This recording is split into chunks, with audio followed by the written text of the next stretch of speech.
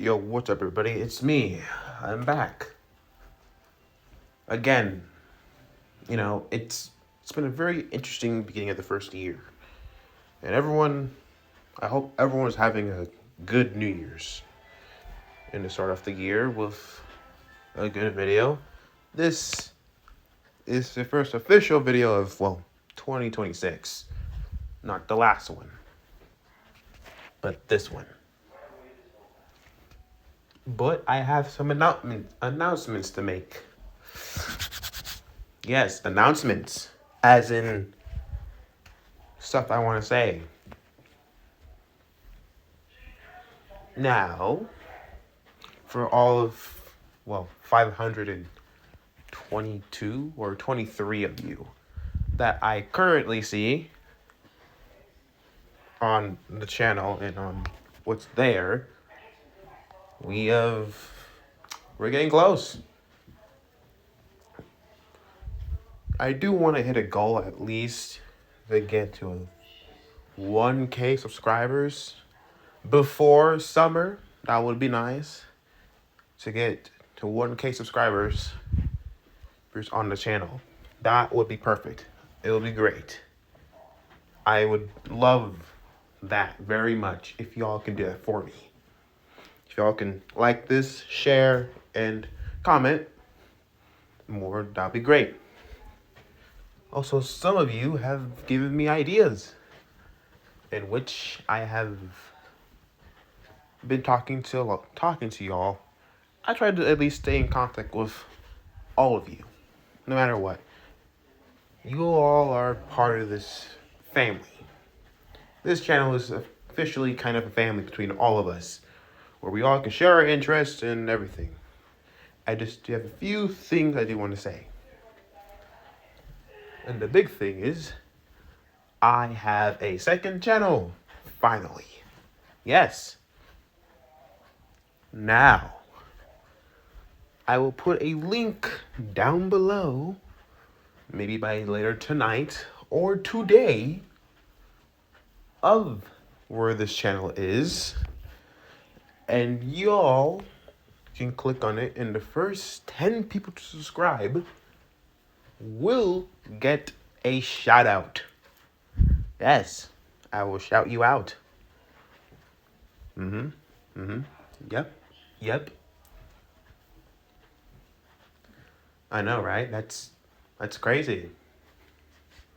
Y'all will get a shout out.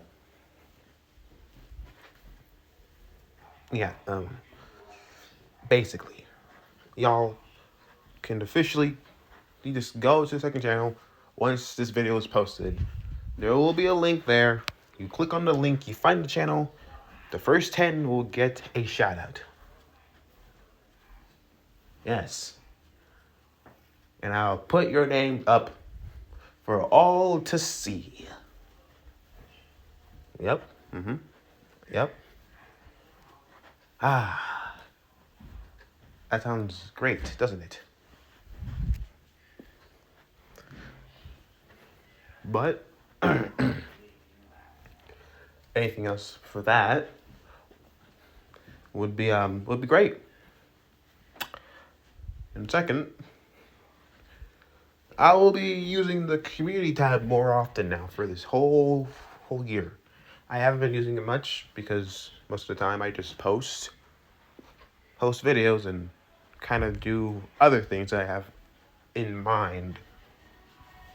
But anything like videos or ideas I have, or anything you all want to say, like curiosity or ideas or questions, y'all can ask me within the community tab. It's available for everybody to use. Y'all can use it. Y'all can talk there. I will also put up questions once in a while. Whatever we use the community tab for. It'll be the ideal topics within this channel. So, yes. And you too, just a reminder, there also on top of this, there are 522 of y'all. You might not be much. You might not be too big. But I appreciate every last one of you. Or is it 523? 523 of y'all. And I appreciate every one of you. All of you. Each of you are great individuals that supported this channel from its humble beginnings from 2020. Or was it 21? Well, officially it's been, 5 years? This channel is pretty old. Almost half a decade by now. Right? Pretty crazy. So, when this channel's birthday pops up, I will probably do something for this channel. Like, maybe a stream when this channel's birthday comes up. Basically. Yeah, I'll do a stream for this channel. Y'all can talk to me, ideas, and then we'll react to whatever y'all want me to see. And so, well, when that day comes, I will tell you through the community tab. Keep it posted. Also, like, subscribe, and share this to everybody else who love anime and stories and everything else, etc. And fanfics. But now, this story is returning. And let's get back into this story. What if Deku was a descendant of Sparda? Let's start. This was not the plan. This was bad. Very, very bad. This was not the idea of what was going on. Things were going wrong.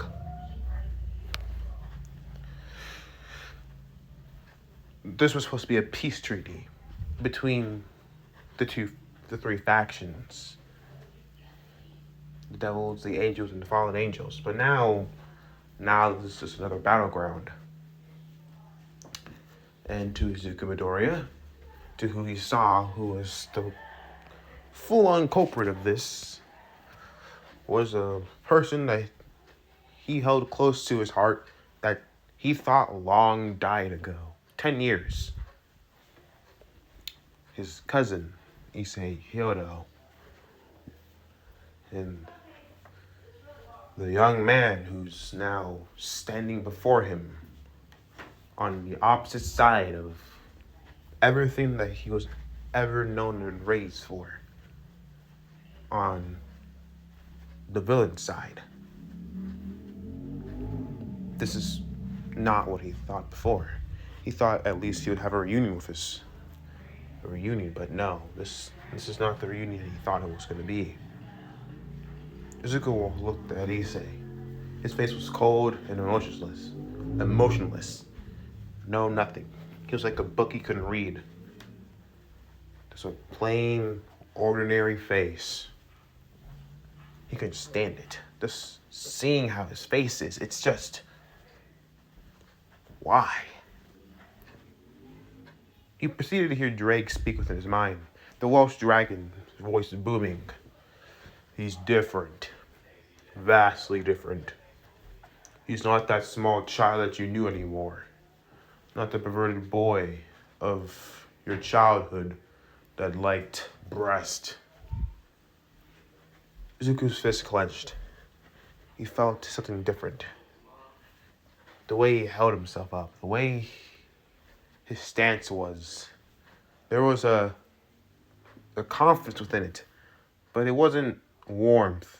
No warmth, no nothing. Everything was so cold, so guarded. And the way he held Yamato, the legendary blade of his descendant, of their descendant, Virgil. It was gripped in a firm grip that was easy to be noticeable as to be drawn out of its sheath, ready to be used in ill intent. And what's even worse, on top of that, he's the white one. It's because he didn't know what to do. He didn't know what to say. He opened his mouth and then he said, 10 years. 10 years of you not being around, you just seemingly vanishing, and you don't want to say anything? Where have you been? No response from the other young man. Izuku's face hardened. You're not gonna say anything? Nothing? Alright. Fine. What about the fact that you've been dead for 10 years? That your family, the last remnants of your family, has been mourning you for a decade. What about that? No response again. His face was just cold. His eyes, those same cold blue eyes, just as how the legend said how Virgil was. Izuku felt something. He felt one for all react. The sacred power that was passed down to him by the mentor, by the hero that he admired the most. He took another step forward. Come on, say something, damn it. Anything. He looked him dead in the eye. His eyes were cold. Nothing, and then one thing that he could only see. And that was pure irrelevancy. And then he spoke. His voice was cold, sharp, like a blade. That's irrelevant. What happened to me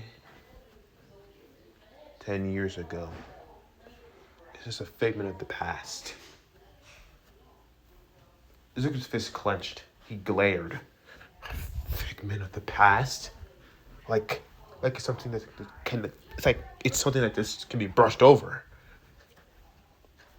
You're just going to ignore the fact that you've been gone for 10 years? No, nothing, no talk. No, you just reappear now. And now you're on a terrorist organization's side of trying to usurp the world peace? Issei proceeded to hold Yamato. He proceeded to hold him more relaxed. He really looked at him over. You seem stronger. Good. That's very good. You're not as weak as you were. Zuko's eyes narrowed. Weak. Yes. Weak. You accepted your devil side. That's good. You're stronger. Zuko's fist clenched yet again. What was he talking about? What was he blabbing about? You talking about my humanity? Issei's eyes proceeded to become more sharp. Humanity. Just pathetic welches. Stepping stones. Within my path. And I will dominate anything and cut down anyone who gets in my way. Izuku's eyes narrowed. He simply asked. His voice was now a lot more calmer. But there was an edge of seriousness within it. And what would that be? The word was simple, but it said everything he needed to know. What happened? Power. Izuku's eyes closed for a moment.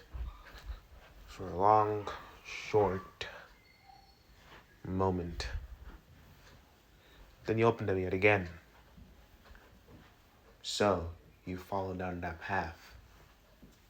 Huh?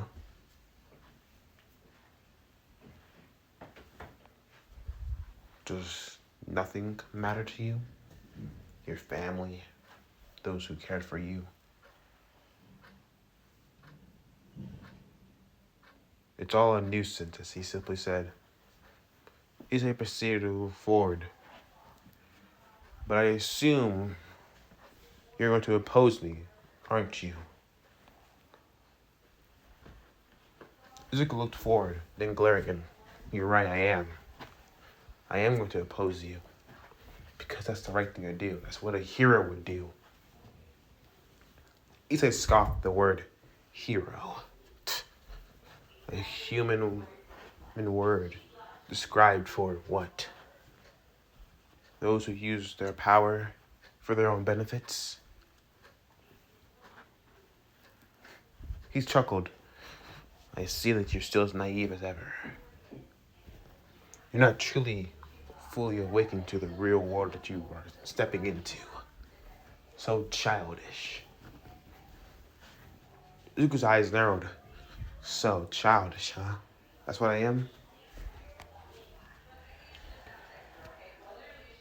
Because I have some morals and I have values.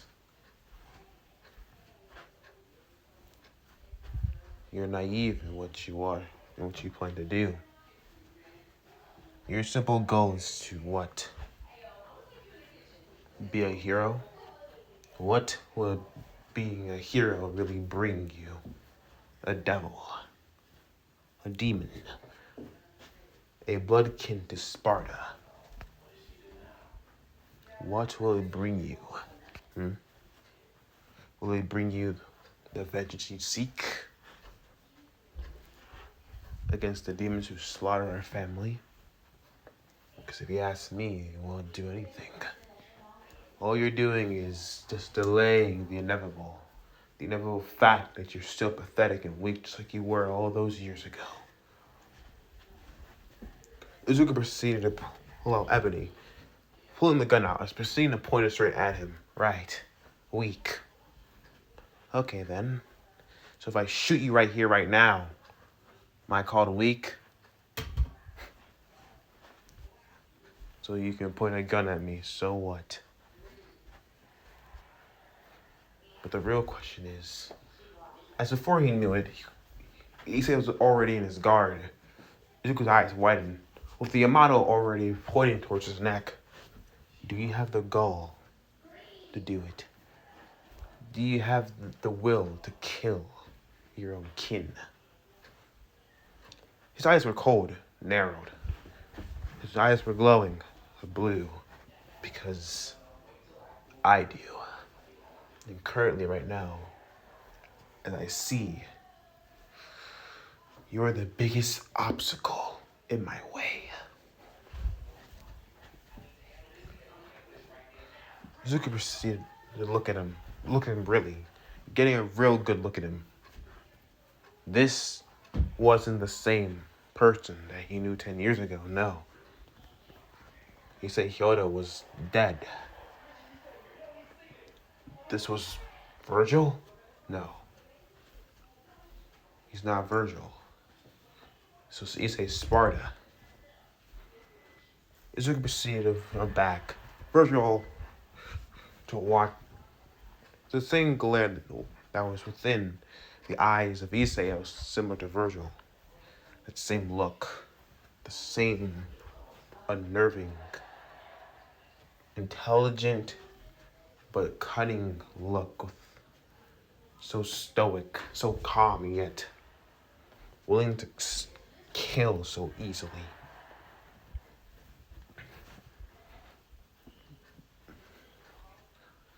Izuku proceeded to watch him closely. Drake proceeded to speak with his mind. He's not joking around. If I were you, I would get ready for a fight. I have the feeling that he's willing to cut you down here and now. Yeah, I came to the same conclusion. He's not the same person anymore. He said Hyodo's been long dead. So I guess he really did die in that fire, and who was born out of the ashes was Sparda Hyodo.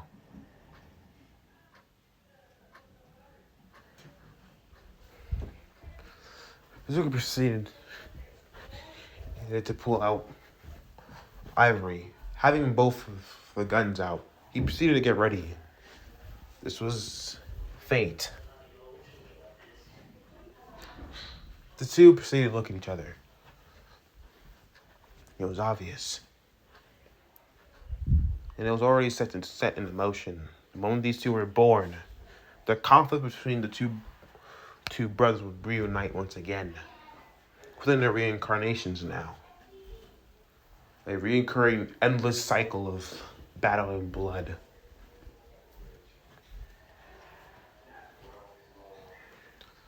But now there's something new about it. Now within their souls dwell two dragons. Just to add on the animosity. The two moved at high speed. One disappearing in a blur. The other disappearing in a crackle of light. Light as One for All activated for Izuku. He proceeded to blur forward, firing the first shot. Issei proceeded to dodge. He proceeded to move. It was elegant, swift, calm. No effort wasted at all. Every shot he fired, it was easily dodged. Sidestep here, slight lunge over there, redirection of a bullet, and even cutting some in half. He wasn't trying at all.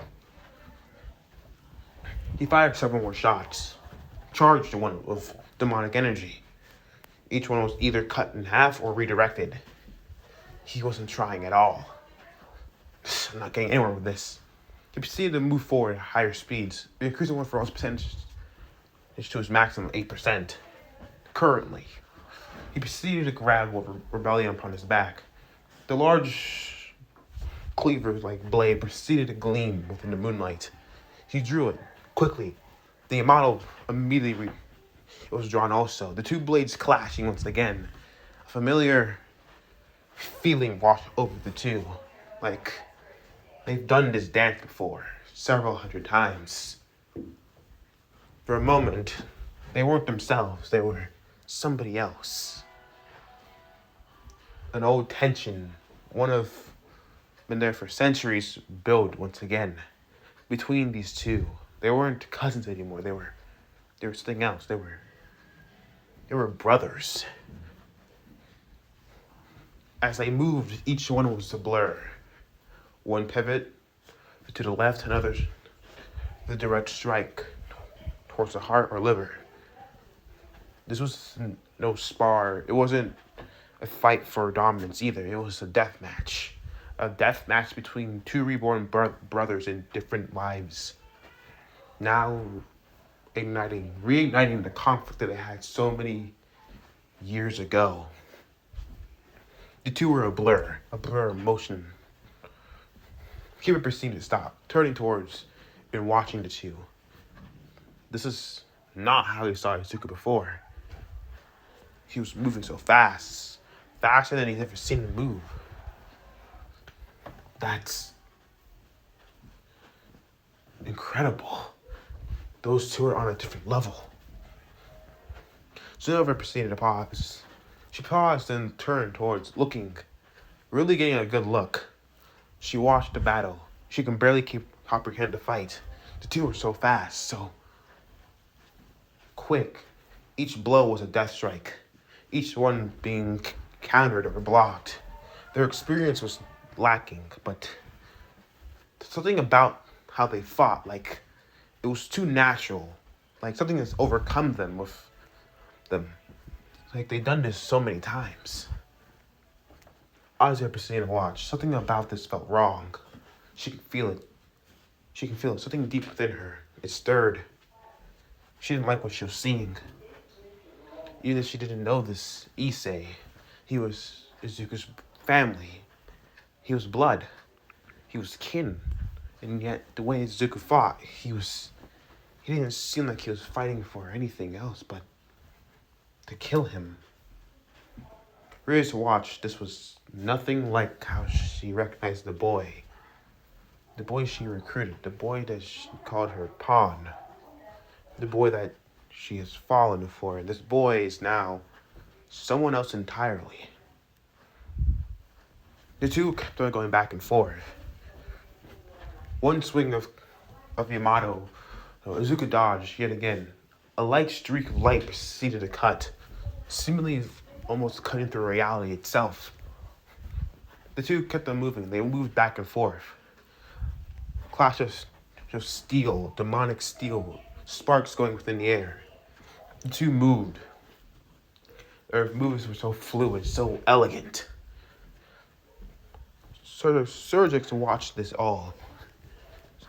His facial features, they were all set in a stern, watching. Rios turned to his brother. Can we stop this at all? He proceeded to simply shake his head. No. This is a conflict now reborn. An old one for that. One that's even older than the hierarchies of the fallen angels, devils, and angel systems. The tale of the two brothers once again reborn in new bodies to fight yet again. Adults proceeded to laugh. I guess even if these two fight, they just keep going. Rios proceeded to look at him, really look at Azago. What do you mean? Well, right. Azago proceeded to really rub the back of his neck, really thinking about it, how to say this correctly without panicking the girl. But he decided to just say it up and blunt. Well, your little pawn over there, Izuku, right? He's a descendant of Sparda, as you know. But what you don't know is, deep within his own soul, past the Welsh dragon, is another soul that dwells within him. One that is connected to his soul through his blood, that connects him, that makes him him. That is the soul of Dante Sparda, the youngest twin, the youngest son of Sparda. Ryu's eyes widened in shock. Another soul is living within Izuku? Michael proceeded to explain. Yes, sadly, within the Sparda lineage, Dante's universal souls never got peace due to their conflicting life egos and outlooks on life. I'm not sure if you know the story of the tale of the two brothers properly, but I'll explain it for you. The tale of the two brothers is very simple, but a gruesome tale that nonetheless. Michael proceeded to say, Dante was the younger twin, one that was filled with life.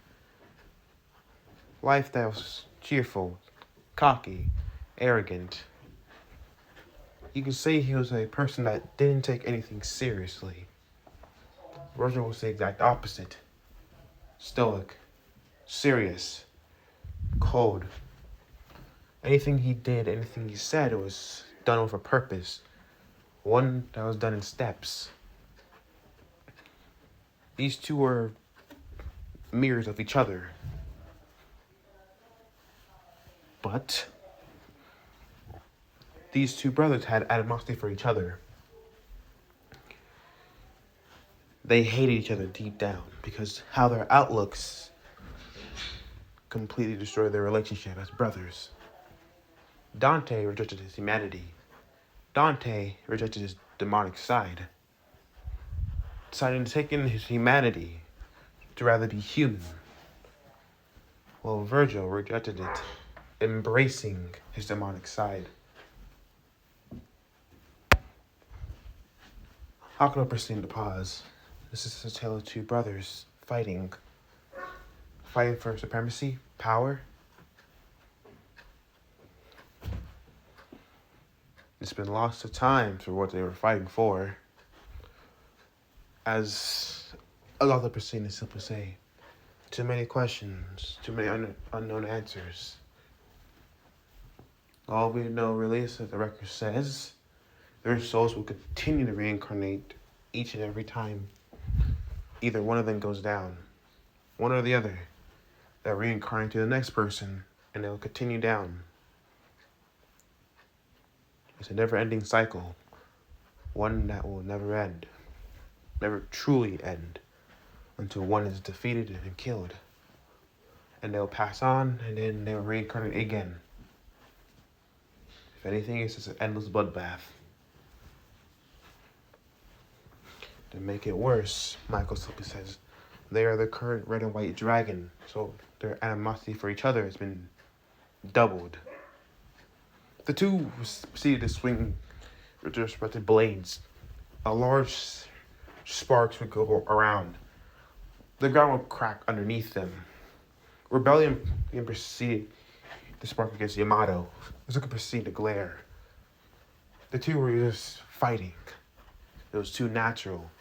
Every swing of their blades, there was a force, an unknown energy flowing through them that guided them, that told them to take out the other with each devastating blow. Izuku's movements were always quick, fast, but there was an air of swaggerness with it, while Issei's was simple, cold, and flashy, but still very elegant. Izuku proceeded to do a high arch swing as Yamato proceeded to blur forward. The two would clash yet again. Issei proceeded to push him back. As the two proceeded to separate from each other, Izuku proceeded to breathe heavily. He's never fought like this before. This much intensity within their fight. This was different. He couldn't tell why, but whatever energy was flowing through him, he couldn't help it. It's like he's been doing this like for several times. Like he's lived through this. Issei proceeded to look at him, his cold, emotional eyes, as he proceeded to simply say, I see that you're actually a lot stronger than you seem. Interesting. I wonder how long you can last, though. Izuku proceeded to watch Issei. The next moment he knew, Divine Dividing activated. The two white wings proceeded to appear. The next moment he heard a cry of, Vanishing Dragon Balance Breaker. The white heavenly dragon of the white dragon emperor proceeded to emerge from the young man's body. He floated up in the air, proceeding to point Yamato at him. A blue aura surrounding him as he proceeded to simply say, let's see if you had the resolve to finish what you started. Izuku scowled. He proceeded to glare. Fine. The Welsh dragon proceeded to speak within his mind. Are you ready? I'm ready. If I need to cut him down for everyone's sake, I guess I have to. As the boosted gear appeared upon Izuku's left arm, and a cry of Welsh Dragon Balance Breaker roared out. With a red flash, Izuku donned his armor.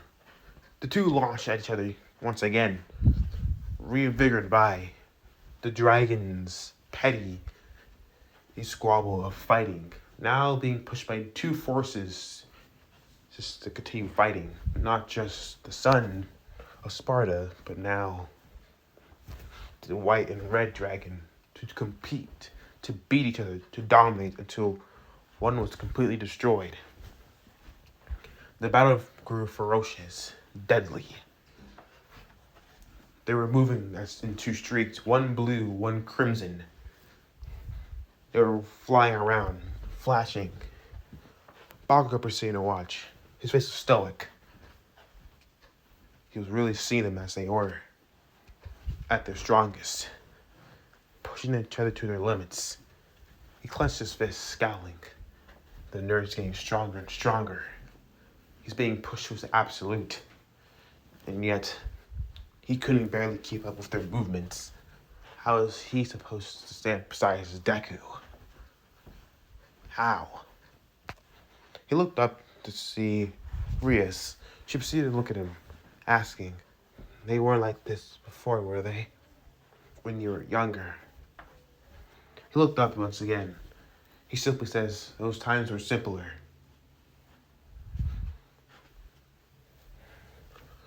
We were all a family. But after that day, something within Izuku broke." Using his first name, not calling out by the nickname that he's given the boy. He was different after that. There was a wound within him, deep within. One that wasn't sealed. One that wasn't fully healed away. It wasn't just the loss of my aunts and my uncles. Something broke. He never talks about it. What he saw there. He simply said there was demons, and then that's all he really elaborates on. Does he go any further? As Akano simply asked, "No." Anything else? He doesn't talk about that night. He keeps that night close to his chest, like it's a personal burden that he carries, like it's his cross. Rias proceeded to look up, watching too. They're carrying the same burden that's eating them inside from the inside out, and they're throwing at each other. Azia proceeded to look. She proceeded to watch this fight. She couldn't handle this. She couldn't see it. Each strike was deadly. She saw Yamato barely sliced right through Zuko's side. The dragon armor proceeded to rapidly heal. Rapidly regenerate and fix itself. But Zuko kept moving. No matter how many times he got directly hit, he just kept going. He didn't stop. Azir proceeded to say he'll burn himself out by this point. He'll get himself killed. Rias proceeded to look at her brother. "We can't do anything to stop them. At all?" Surge proceeded to look at her. Really look at her. "Rias, if you try to interrupt them, just by the sheer aura of their powers, you'll die." His blunt statement was shocking.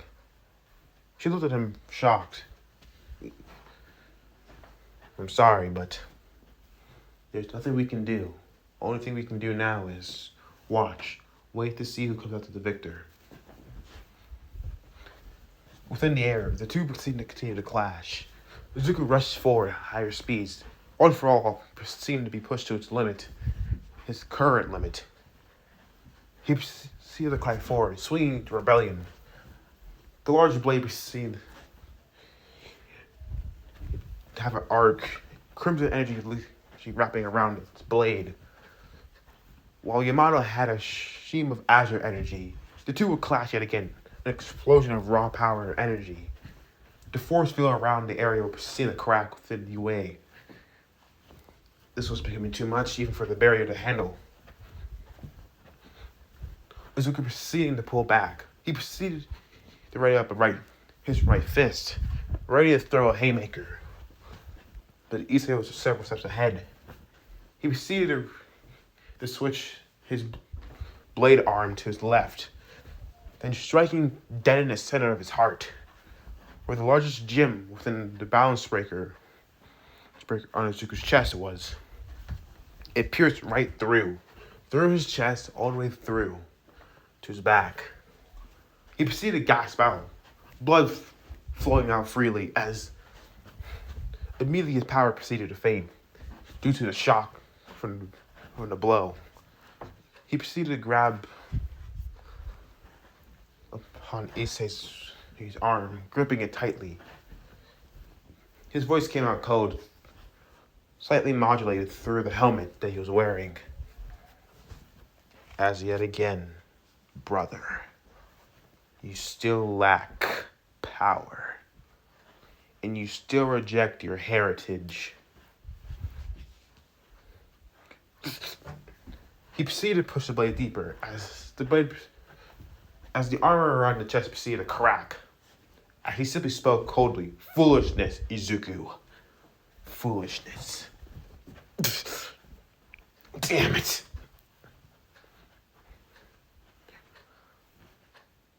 Immediately, his grip upon rebellion proceeded to loosen. And right there and then, the blade dropped. Before it could leave his grasp properly, it was caught by Issei in his other hand. He immediately pulled out Yamato from his chest, his blood flowing out as Izuku dropped from the sky, falling quickly, fast. A large sound of crash would happen in the moment he impacted the ground. The crimson arbor were fading away as all that was left was Izuku with torn, battered, bruised, and cut, and bleeding badly. He proceeded to slowly get up, trying to move. Rias watched in horror. Issei floated down. No, she proceeded to panic, moving forward. But she was held back by Sursex. Let me go, she proceeded to panic. He's going to kill him. I'm sorry, as he simply said quietly.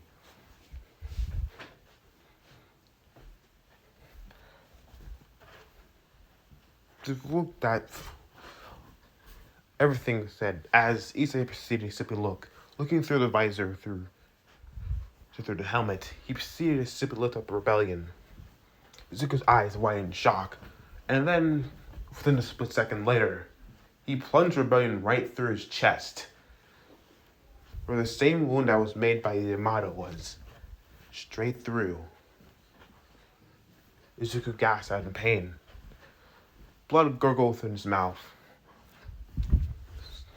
He tried reaching for the hilt of rebellion, but no. But Issei continued to push the blade forward. As simply he proceeded to say, "You lack motivation." He let go of the blade, leaving it there within his body. His balance breaker proceeded to fade away. Issei proceeded to stand there. He simply put Yamato away back in his sheath, looking at him. You could have been strong, but you chose your humanity instead of embracing your demonic side. That's why you lost. He turned away, walking.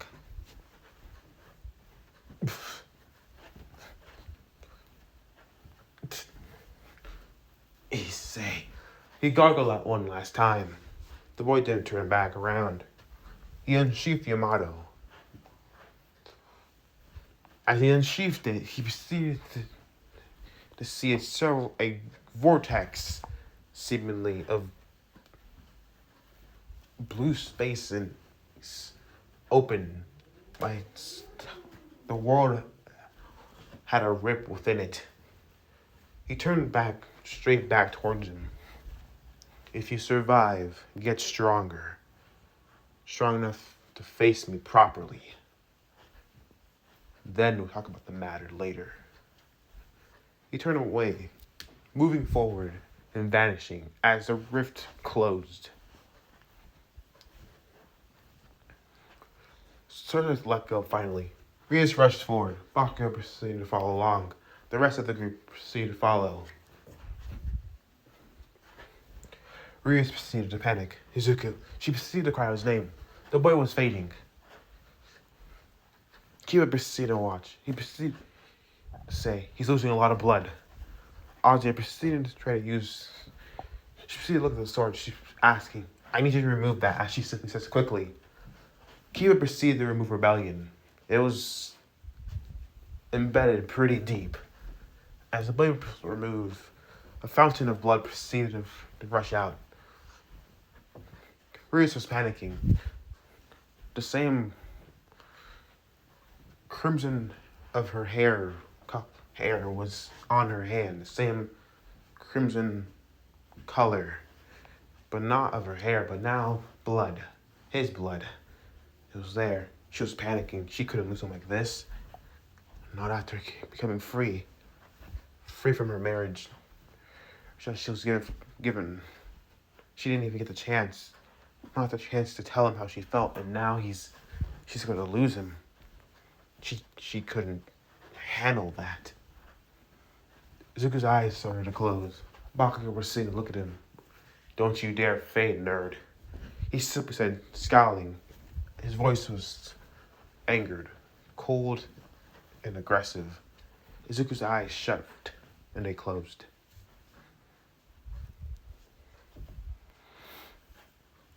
Ugh. The moment that he woke up once again, really woke up, he found himself in a hospital. That familiar smell of bleach. He's already been in a recovery girl once, a couple of times, so yeah, that sounds nice. He pulled himself up. He groaned. Ah, damn. He held his chest. There was a pain within it.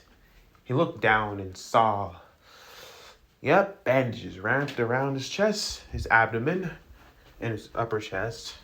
Silver wrapped around his arms, and some other bruises here and there.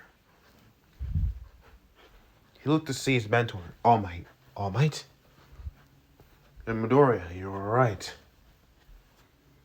I'm fine. He rubbed his chest. Am I? Wait, you're in the hospital right now. Recovery girl's office. She's the one who patched you up. If it wasn't for young Asya and recovery girl, you would have been lost. But even more, thanks to your demonic nature, during your healing, you were able to recover a lot easier and faster. Izuku held his chest, really feeling it. He felt a few ribs sore. How long have I been out for? A week, All Might says. Izuku blinked. A week? That's how long he's been out for? A week? He couldn't imagine his aunt, Aunt Miski. What will she think? Your aunt is fine. She only knows that you were injured during her training. We couldn't attribute to what really happened. Midoriya, tell me. I didn't get much information from young Gurmuri. She didn't say a lot of what happened and how you ended up in this situation. Izuku simply sighed. Rubbing his chest, he proceeded to speak to All Might. Do you remember my cousin? All Might proceeded to become a little bit more serious. Yes, the one that is dead, right? Hyodo Issei, correct. Izuku nodded. It turns out he's alive. He's alive, and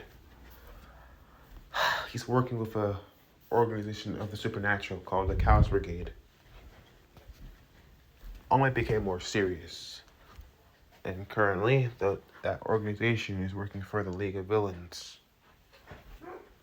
To what I heard. All Might proceeded to become more serious. This is interesting. Symbol of Peace proceeded to say he wasn't expecting this. Izuku explained the whole thing, everything from questioning to the fight. All Might listened closely. Young Midoriya, don't mind me asking, but why did you go out your way to fight young Kyoto if you knew that you were outclassed?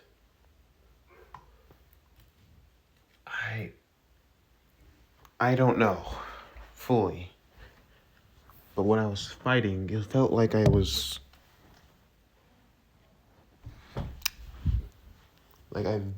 done it before. Like fighting him was just another Tuesday. I might look at his successor really looked at the young man. He put a hand upon his shoulder. Don't worry, Midoriya. We'll bring him to justice. He'll be put under the laws. And once we do, we'll figure a way to help him. Izuku proceeded to clench his fist, holding the sheets of the nurse bed as he proceeded to look at All Might. Can I be honest with you, All Might? The symbol of peace proceeded to nod. Have you ever felt like, ever had the want or the intention to kill someone, even if you know it's wrong? All Might's face became more serious, understanding the topic immediately. You want to kill your cousin. Izuku proceeded to sigh and proceeded to shake his head. It's not like a feeling like control. It's more like there's a part of me that's already accepted this. Like I accepted this notion a long time ago.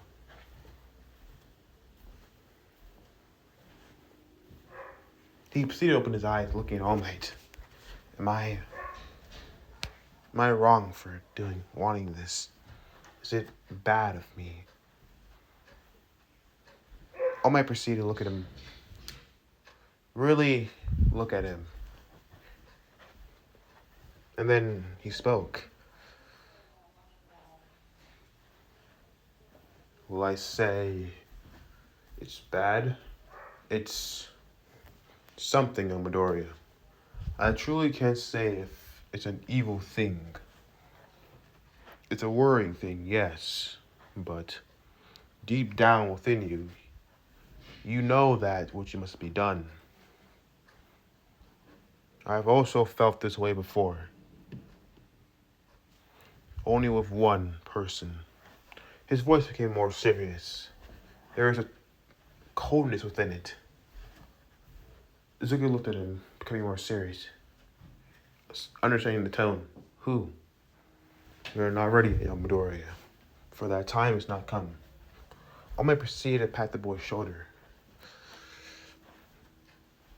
But when it's time, I'll tell you the story. But I do know where you're coming from. But the question is, young Midoriya, will this give you satisfaction of putting him down?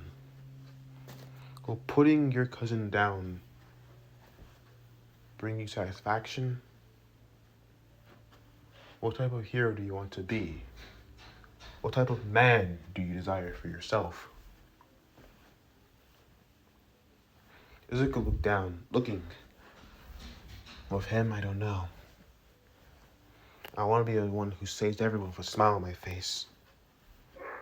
But then when it comes down to him, it's just that he just brings a certain thing out of me that it's like it's buried deep down, and I try to suppress it, but it just awakens, doesn't it? Izuku nodded. On my side, getting up and proceeding to say, just relax, All Might simply says. Heal up, young Midoriya. Everything will be fine. You do have something coming up anyways. The sports festival. You should be training, preparing yourself. Because before you know it, everyone within the country will be seeing you. All I have to see is to smile. You'll get to show yourself. Not to show everyone, but show all of them that you are still standing. And then when it's time, you say it from the top of your lungs that you are here. As you can proceed to look at the symbol of peace, his mentor, he proceeded to smile. Thank you, All Might. I really wouldn't know what I would do without you. All Might proceeded to smile. That's what mentors are for, aren't they? You relax and rest. I have a message to talk to you. And it looks like we need to up security. The moment that All Might left, Izuku's face proceeded to fall. And then he immediately said, Drake, you there? I'm here. As the dragon proceeded to speak up, how badly did I lose? Drake was quiet for a moment, then spoke. He outclassed you completely. He had more control of his sacred gear and his fighting style. He had you where he wanted you. He wasn't taking you seriously, partner. I had a feeling about that. I'm assuming you already made your choice, Drake says, knowing the real Izuku's choice was already made long before. Yeah. I already made my choice long ago. Izuku looked forward. If Issei's plan is to completely bring and flip side the world, I have to put him down. It's not a choice anymore. I can't risk him doing something crazy like what Virgil did. I can't risk that.